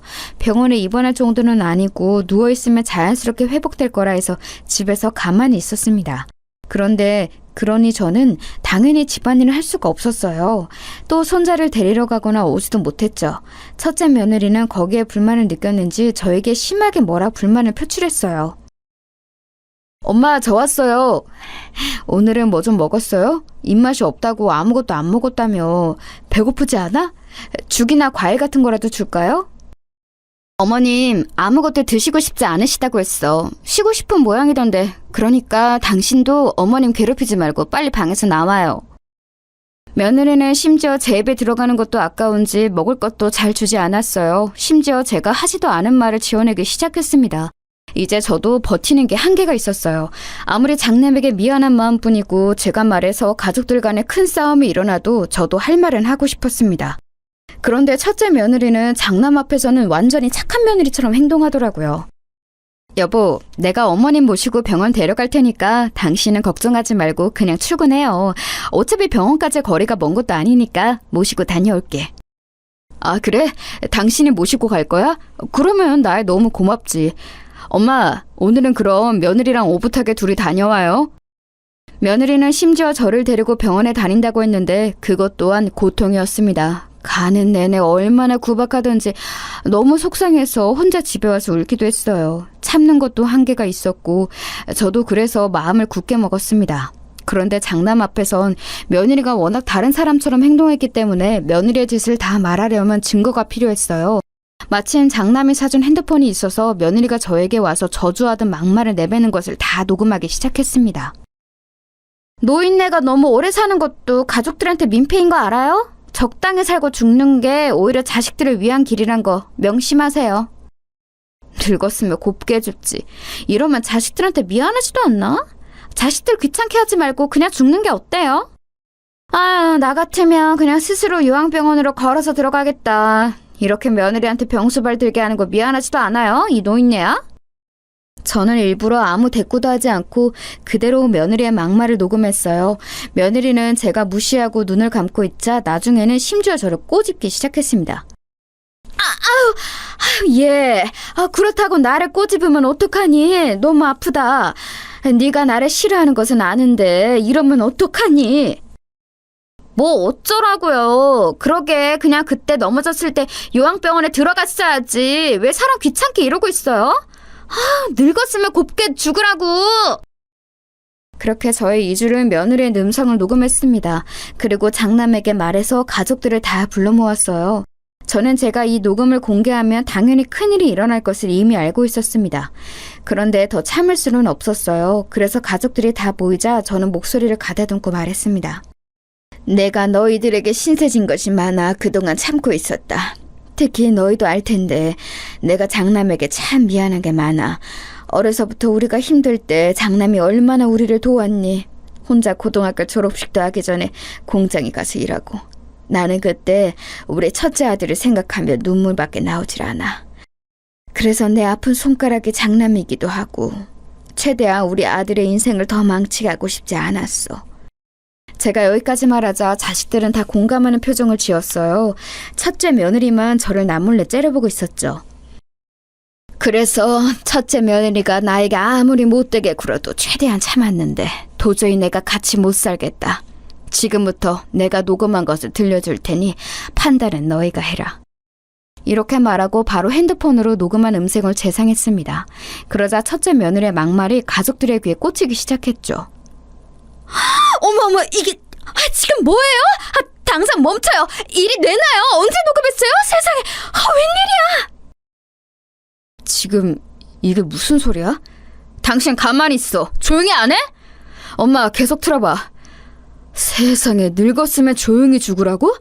이게 우리 엄마한테 할 소리야? 당신 지금 제정신이야? 우리 엄마가 이런 소리를 들으면 같이 살고 있었던 거야? 나 너무 속상해서 말이 안 나와. 어떻게 세훈이는 우리 엄마한테 이럴 수가 있어요? 우리가 엄마 공짜로 돌보겠어요? 매달 그렇게 돈을 줬는데 우리 엄마도 세훈이 이런 고급 아파트에 살 수 있게 돈 많이 줬잖아요. 저한테는 앞에서 며느리 노릇은 혼자 다 한다고 온갖 앓는 소리를 다 하더니 뒤에서는 어머니께 이러고 있었던 거예요? 세상에, 어떻게 이렇게 사람이 이래요? 무섭다. 제가 녹음본을 다 재생하자 당연히 식구들은 난리가 나기 시작했습니다. 특히 장남은 화를 주체하지 못하고 몸을 떠며 울기 시작했어요. 당신이 어떻게 이럴 수가 있어? 나는 그것도 모르고 장모님하고 장인어른에게 얼마나 효도하고 있는데? 알면서도 어떻게 이래? 내가 처가에 들어가는 돈이 한 달에 얼마인지 알아? 우리 자식들이 다 당신에게 미안해서 그렇게 돈을 줬는데 그 돈은 다 받아갔으면서. 가족들의 원망이 다 첫째 며느리에게 향하자 첫째 며느리는 아무 말도 하지 못했습니다. 내가 나를 모시고 사는 것이 힘드니까 청소며 빨래며 음식이며 혼자 다 했단다. 심지어 본인 아들도 며느리는 돌보는 것이 싫었는지 내가 유치원 등하원도 했어. 나는 이 정도면 할 만큼 했다고 생각한다. 이제 더는 같이 못 살겠어. 첫째 며느리가 원하는 대로 나를 그냥 요양원에 보내주렴. 지금 무슨 소리를 하는 거야? 엄마를 어떻게 요양원에 보내? 내가 이혼할 거야. 나는 당신이 이렇게 무서운 사람인 줄 몰랐어. 우리 이혼하자. 이제 당신이랑 처가에 들어가는 돈은 땡전 한 푼도 없어. 이 집도 4명이야. 당장 나가. 장남은 크게 화를 내며 이혼 선언을 했습니다. 그러자 며느리가 어떻게 반응했는지 아세요? 그렇게 저에게 표독스럽게 굴던 사람은 사라지고 오히려 무릎을 꿇고 저에게 빌기 시작했어요. 어머니, 죄송해요. 제가 일부러 그런 것은 전혀 아니에요. 제 마음 아시죠? 제가 앞으로 잘할게요. 저 말들은 다 거짓이었어요. 저는 절대 진심으로 저런 말을 하지 않았어요. 아시잖아요. 심지어 우리 엄마를 꼬집었다고? 진짜 미친 거 아니야? 당장 이혼해. 나는 더는 당신 같은 사람하고 못 살아. 첫째 며느리가 저에게 빌고 장남은 그런 며느리에게 이혼하자고 소리치고 난리가 아니었습니다. 그 뒤로 어떻게 되었냐고요? 장남은 정말로 며느리와 이혼했어요.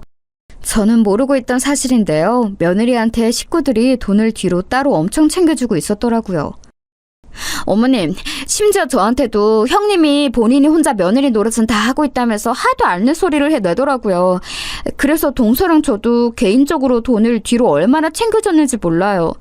그런데 이번에 가족들이 하는 말을 종합해보면 다들 그랬더라고요. 저 여자 진짜 무서운 사람이에요. 우리 시댁 사람들을 뭐로 본 거예요? 다들 첫째 며느리가 여우라는 것은 알고 있었는데 이 정도일 줄은 몰랐다고 하더라고요. 너도 나도 몰래 돈을 줬다고 고백하는데 그 돈을 합쳐보니 한 달에 무려 1,000만 원이 넘어가는 돈이었습니다. 기가 막히죠? 어머님, 제가 정말 죄송해요. 그러니까 제발 어머님이 이혼만은 막아주시면 안 될까요? 저 지금 진짜 반성하고 있어요. 제가 이렇게 이혼하면 당장 우리 친정은 어떡해요? 제발요. 첫째 며느리는 이혼 소송을 진행하고도 저를 찾아와서 빌기 시작했어요. 제발 용서해달라고 계속 빌었지만 저는 꿈쩍도 하지 않았습니다. 이미 참을 만큼 참았다고 생각했어요. 그 뒤로는 마침내 장남은 이혼에 성공했고 손자도 저와 장남이 키우고 있습니다. 여기까지가 제가 준비한 사연인데 어떻게 들으셨나요? 저는 개인적으로 제 인생이지만 참 다사다난했더라고요. 시어머니부터 첫째 며느리까지 악인도 있었지만 고마운 사람도 참 많았습니다. 앞으로 남은 인생은 장남과 우리 사랑스러운 손자와 행복하게 살도록 하겠습니다. 들어주셔서 정말 감사합니다. 여러분도 행복한 인생 사시길 진심으로 바랄게요. 감사합니다.